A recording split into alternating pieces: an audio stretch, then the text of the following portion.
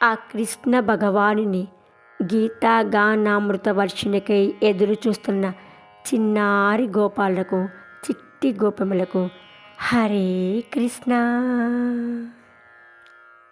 ఈరోజు మనం నేర్చుకోబోయే శ్లోకము భగవద్గీతలోని మొదటి అధ్యాయము, అర్జున విషాద యుగంలోని 11వ శ్లోకం.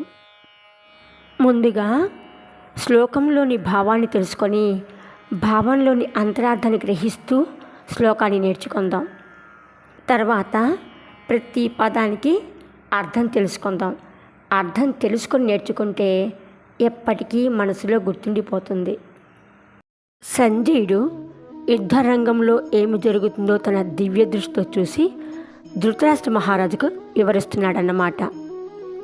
దుర్యోధనుడు యుద్ధానికి సన్నద్ధంగా సరికొత్త వ్యూహరచనతో నిలబడి ఉన్న తన యొక్క సైనికులందరికీ కూడా భీష్మ పితామహుని సర్వవిధములా రక్షించవాలని ఆజ్ఞాపిస్తున్నాడు.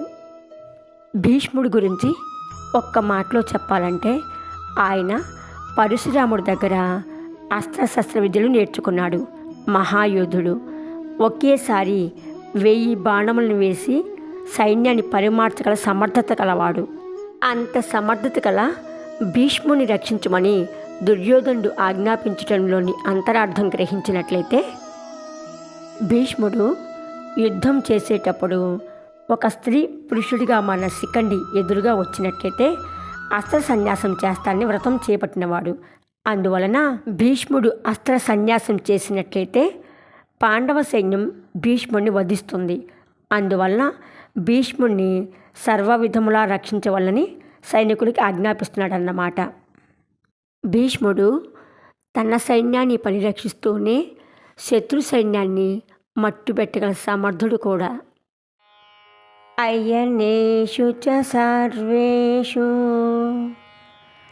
అయ్యనేషు చ సర్వేషు యథా భాగమవస్థితాః యథా భాగమవస్థితాః భీష్మమేవాభిరక్షन्तు భీష్మమేవాభిరక్షन्तు భవంతః సర్వ ఏవ హి భవంతః సర్వ ఏవ హి అయనేషు చ సర్వేషు యథా భాగమవస్థితాః భీష్మమేవాభిరక్షन्तు భవంతః సర్వ ఏవ హి అయనేషు చ సర్వేషు యథా భాగమవస్థితాః భీష్మమేవాభిరక్షन्तు భవంతః సర్వ ఏవ హి. కష్టమైన పదాలు పలుకుదాం. సర్వేషు, సర్వేషు, సర్వేషు అని పలకాలి. యథా భాగమవస్థితాః అనే పదంలో అవస్థితాః, అవస్ ప్లస్ థి ప్లస్ తాః, అవస్థితాః. భీష్మ, భీష్మ, భీష్మ. భవంతః, భవంతః, భవంతః అని పలకాలి ప్రతి పదార్థం.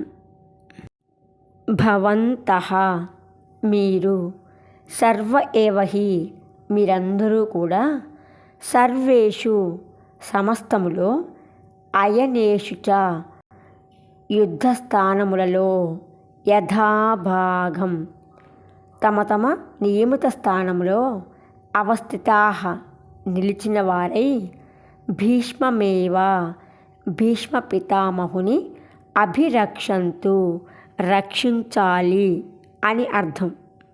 జై శ్రీకృష్ణ.